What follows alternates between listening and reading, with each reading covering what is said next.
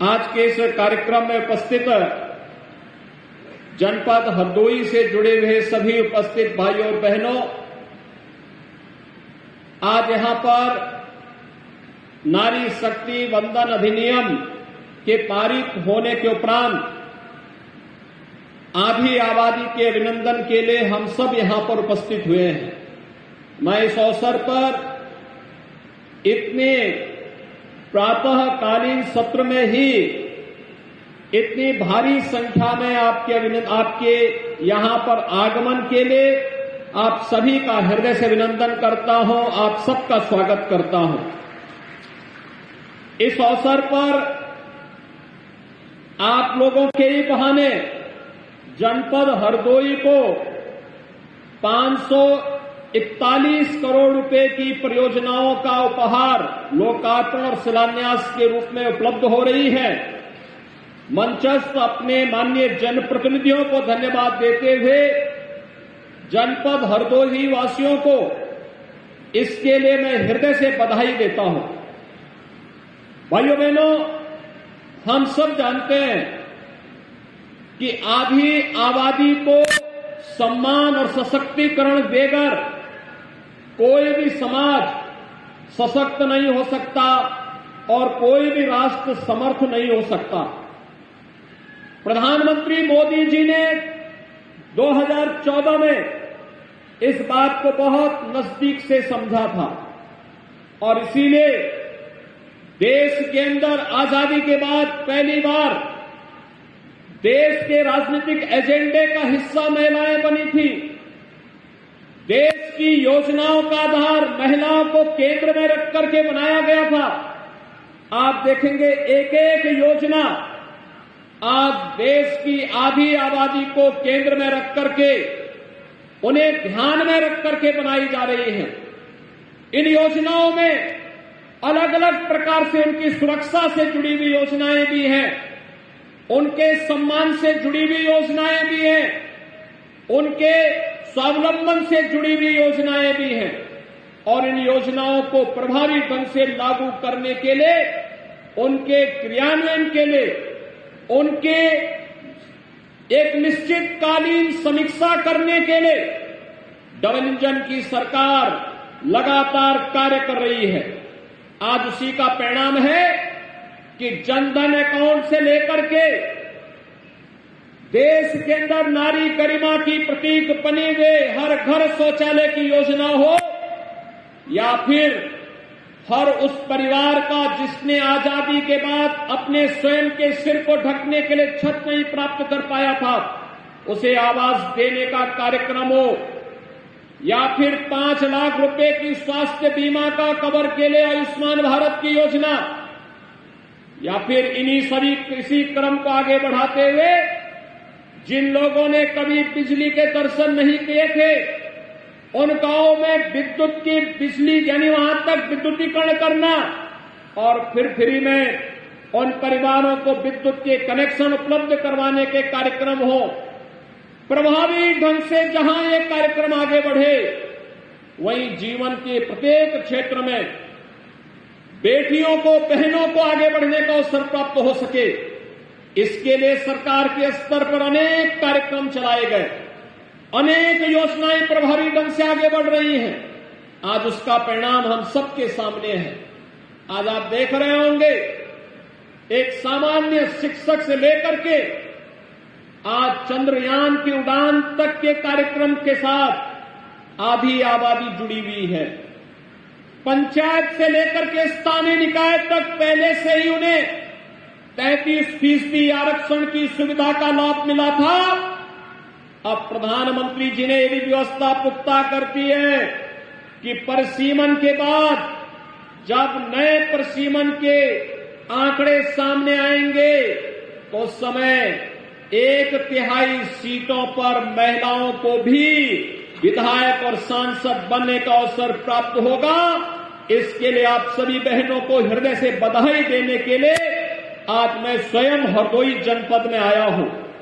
भाइयों बहनों, हम सब जानते हैं ये सभी कार्यक्रम आपके माध्यम से समाज के सशक्तिकरण और एक समर्थ और स्वावलंबी भारत निर्माण के लिए प्रधानमंत्री जी के द्वारा उठाए गए कदमों का परिणाम है। कौन नहीं जानता है, योजनाएं हमेशा बनती थी, लेकिन योजनाओं का लाभ एक गरीब को, एक किसान को, एक नौजवान को, महिलाओं को मिलना हमेशा एक चुनौती बनी रहती थी। अकेले पिछले 9 वर्ष के अंदर प्रधानमंत्री आवास योजना के अंतर्गत देश के अंदर जहां 4 करोड़ गरीबों को मकान मिले, प्रदेश में डबल इंजन की सरकार बनने के उपरांत अकेले हरदोई जनपद में ही 1,12,000 से अधिक परिवारों को एक आवास उपलब्ध कराने का काम भी किया गया। एक परिवार को चिन्हित करके, और मैं आज आपको इस बात के लिए आश्वस्त करने के लिए आया हूं कि भाइयों बहनों, जिन लोगों के पास, जो जरूरतमंद हैं, जिनके पास अपना आवास नहीं है, उन्हें आवास उपलब्ध करवाने के लिए सरकार ने अब तक 1,12,000 परिवारों को आवास उपलब्ध करवाया है। जो बचे होंगे आने वाले समय में उनका भी नंबर आएगा, उनको भी आवास की सुविधा का लाभ अवश्य प्राप्त होगा।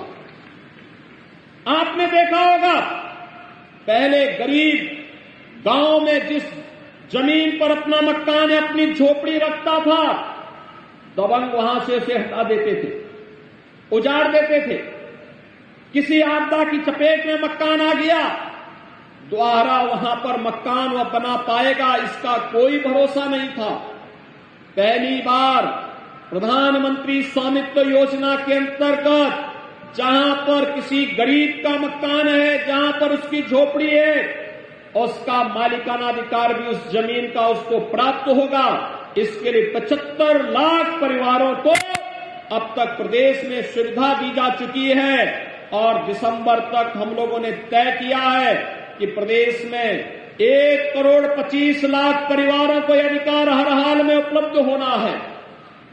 उत्तर प्रदेश देश के अंदर पीएम स्वनिधि में आपने देखा होगा, इससे पहले ठेला, खोमचा, रेहड़ी और पटरी व्यवसायियों का कोई प्रोत्साहन नहीं होता था। ग्राम पंचायत या पंचायतों के द्वारा उन्हें अलग से प्रताड़ित किया जाता था, नगर निकायों में उनका शोषण अलग से होता था, और जो कोई आता था उससे पैसे वसूली करता था।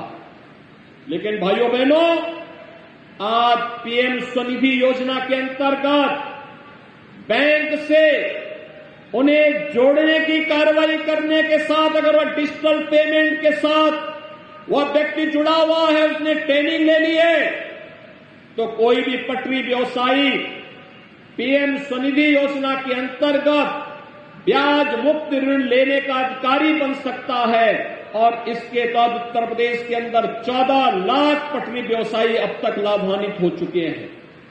यानी यहां ज्यादातर इसमें महिला लाभार्थी हैं। ये चीजें दिखाती हैं कि जहां शासन की योजनाएं आई, वे केवल योजनाओं तक सीमित नहीं रही, उन योजनाओं का लाभ भी क्रमिक रूप से उन्हें मिलता हुआ दिखाई दिया। परिवार स्वावलंबन की ओर अग्रसर बढ़ता हुआ दिखाई दिया। शोषण मुक्त समाज की जो कभी कल्पना होती थी, आज वह साकार होता हुआ दिखाई दे रहा है।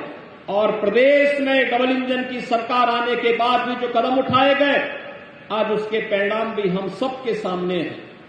आपने देखा होगा, आने के साथ ही हम लोगों ने प्रदेश के अंदर बेटियों की सुरक्षा के लिए, महिलाओं की सुरक्षा के लिए पुख्ता इंतजाम करवाया था, और प्रभावी ढंग से इसे लागू करने के लिए भी कार्यक्रम बनाए गए। आज उसके परिणाम हम सबके सामने आते हैं।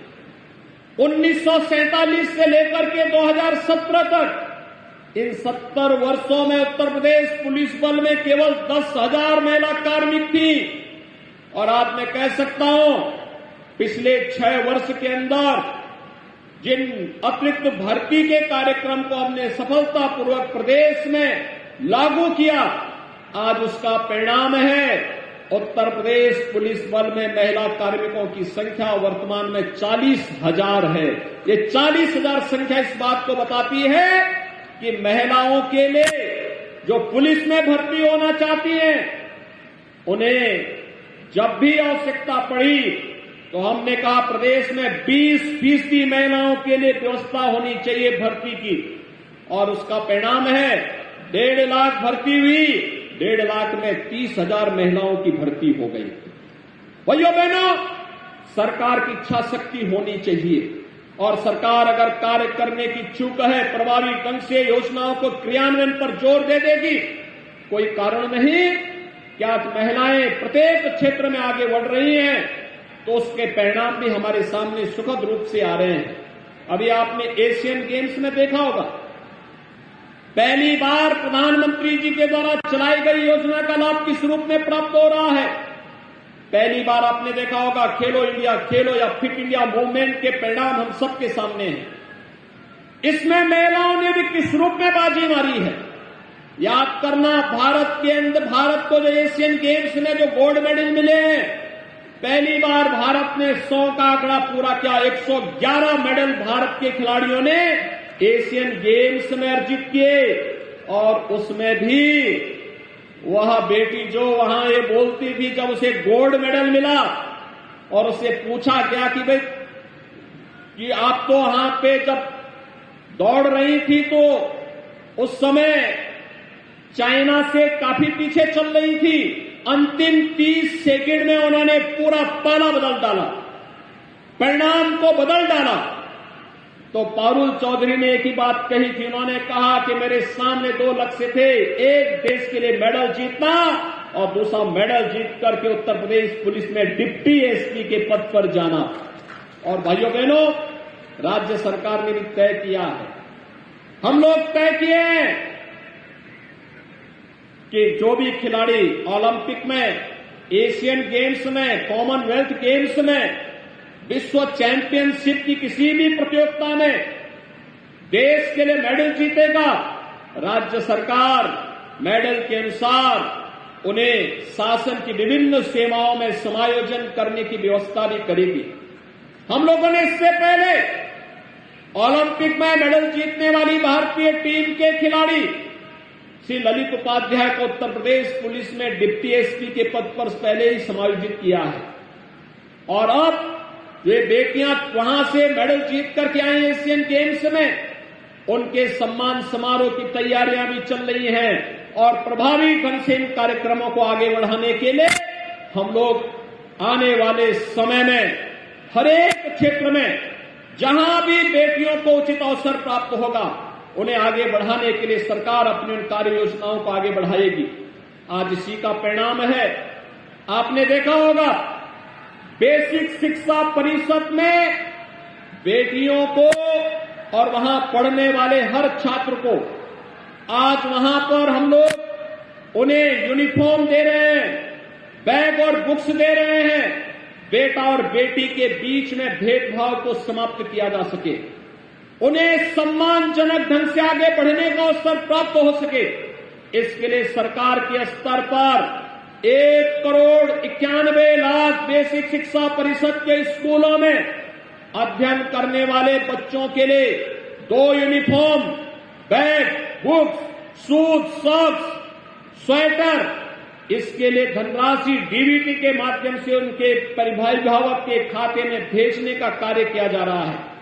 हर एक क्षेत्र में एक ओर सरकार के स्तर पर पढ़ाई निःशुल्क, दूसरी ओर मुख्यमंत्री कन्या सुमंगला योजना में भी बेटी के जन्म लेने से लेकर के बेटी के स्नातक तक की पढ़ाई के लिए 15,000 रुपये की राशि सरकार अब तक उन्हें उपलब्ध करा रही है।